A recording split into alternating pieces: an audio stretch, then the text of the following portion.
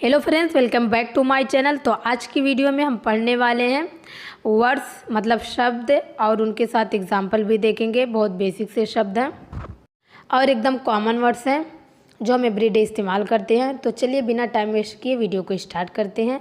So please video को अंत तक बने रहिएगा। टीज़, TEASE पढ़ते हैं इसको। टीज़ अर्थ होता है चिढ़ाना। क्या होता है अर्थ? टीज़ का अर्थ होता है हिंदी में चिढ़ाना। एग्जाम्पल देखिए ताकि आपको और बेहतर से समझ में आए। मुझे चिढ़ाओ मत, डोंट टीज़ मी। बोलते ना कि मुझे टीज़ मत करो ज़्यादा।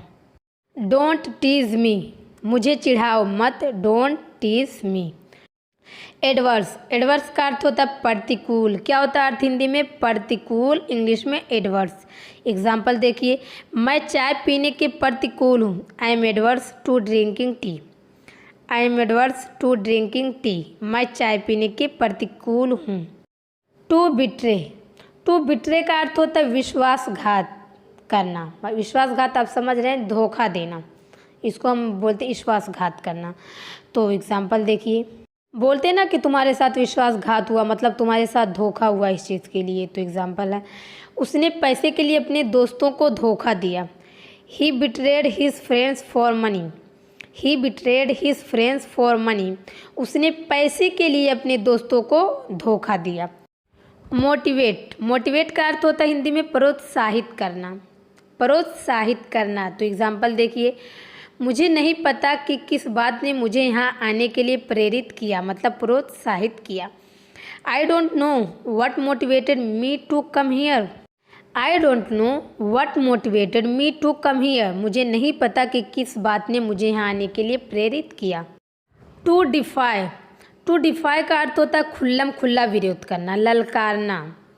तो एग्जाम्पल देखिए, मैं अपने शिक्षकों की अवहेलना करने की हिम्मत नहीं करता। अवहेलना आप समझ रहे कि वही खुले में खुला विरोध। तो I wouldn't have dared to defy my teachers. I wouldn't have dared to defy my teachers, मैं अपने शिक्षकों की खुल्लम खुल्ला करने की हिम्मत नहीं करता या अवहेलना करने की हिम्मत नहीं करता। इन्फ्लुएंस, इन्फ्लुएंस का अर्थ होता है प्रभाव या असर। क्या होता है अर्थ? प्रभाव या असर, दोनों एक ही है। तो एग्जाम्पल देखिए, आप पर बुरा असर पड़ा या आप पर बुरा प्रभाव पड़ा। You are a bad influence. You are a bad influence, आप पर बुरा असर पड़ा।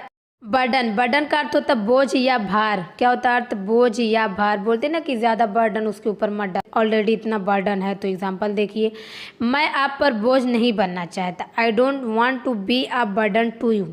आई don't want to be a burden to you, मैं आप पर बोझ नहीं बनना चाहता। अचीव, अचीव का अर्थ होता है प्राप्त करना, हासिल करना, कोई चीज़ को पाना। तो एग्जाम्पल है, मेहनत से आप सफलता प्राप्त कर सकते हैं। You can achieve success by hard work. You can achieve success by hard work, मेहनत से आप सफलता प्राप्त कर सकते हैं। ब्रेथ, ब्रेथ का अर्थ होता है सांस लेना। क्या होता है अर्थ? सांस लेना। तो एग्जाम्पल देखिए, मैं अपनी नाक से सांस नहीं ले सकता। I can't breathe through my nose. I can't breathe through my nose, मैं अपनी नाक से सांस नहीं ले सकता। कॉन्शियस, कॉन्शियस का अर्थ होता है सचेत या जागरूक।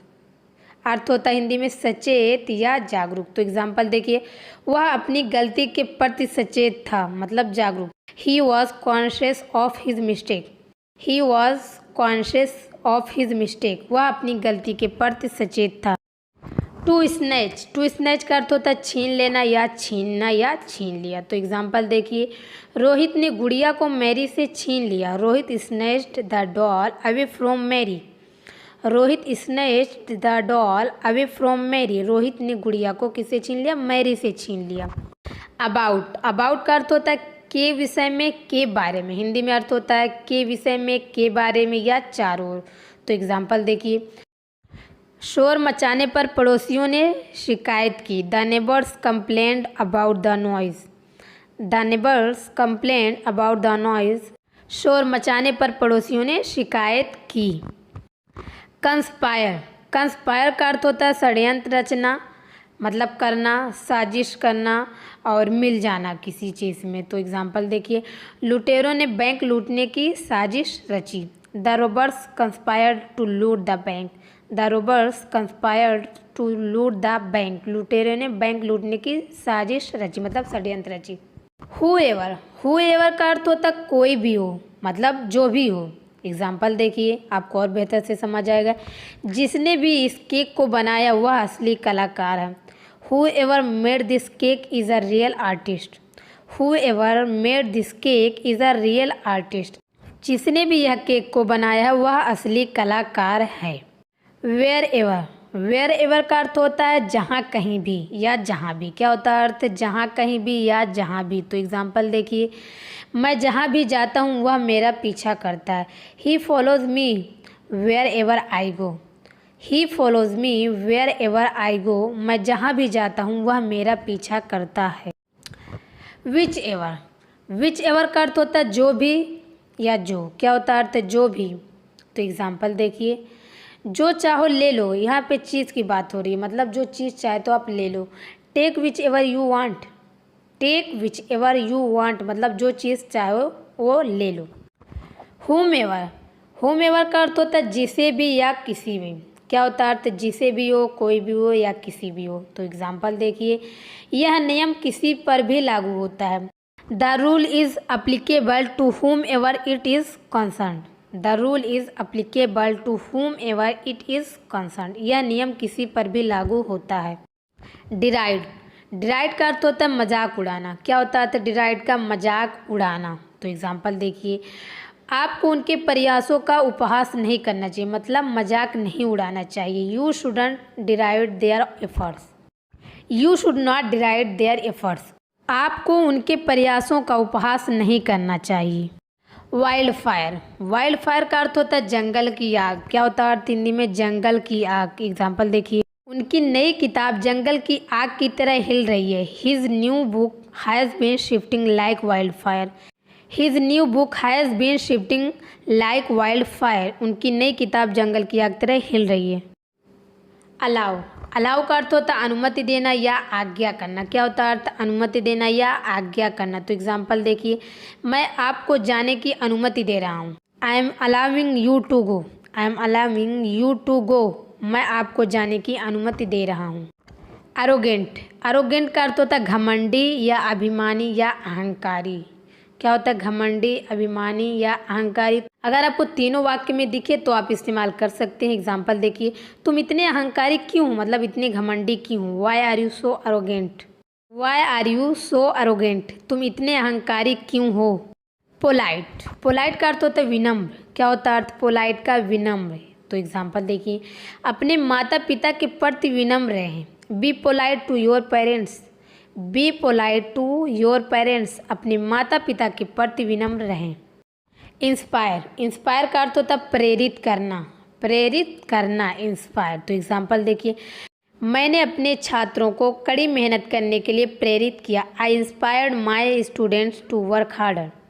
आई inspired my students to work harder. मैंने अपने छात्रों को कड़ी मेहनत करने के लिए प्रेरित किया। स्कोल्ड का अर्थ होता है डांटना। क्या होता है? स्कोल्ड का डांटना। तो एग्जाम्पल देखिए, मैं तुम्हें डांट नहीं रहा था। I was not scolding you. I was not scolding you. मैं तुम्हें डांट नहीं रहा था। कॉम्प्रोमाइज़ का अर्थ होता है समझौता करना। क्या होता है अर्थ कॉम्प्रोमाइज़ का? समझौता करना। बहुत कॉमन सा शब्द है जो एवरीडे लोग ही इस्तेमाल करते हैं। एग्जाम्पल देखिए, हमारे पास समझौता करने के अलावा कोई चारा नहीं है। We have no choice but to compromise. We have no choice but to compromise. हमारे पास समझौता करने के अलावा कोई चारा नहीं है। रिज़ाइन का अर्थ होता है इस्तीफ़ा देना। क्या होता है अर्थ रिज़ाइन का? इस्तीफ़ा देना। एग्जाम्पल देखिए, क्या आप इस्तीफ़ा देना चाहते हैं। Do you want to resign. Do you want to resign. क्या आप इस्तीफ़ा देना चाहते हैं।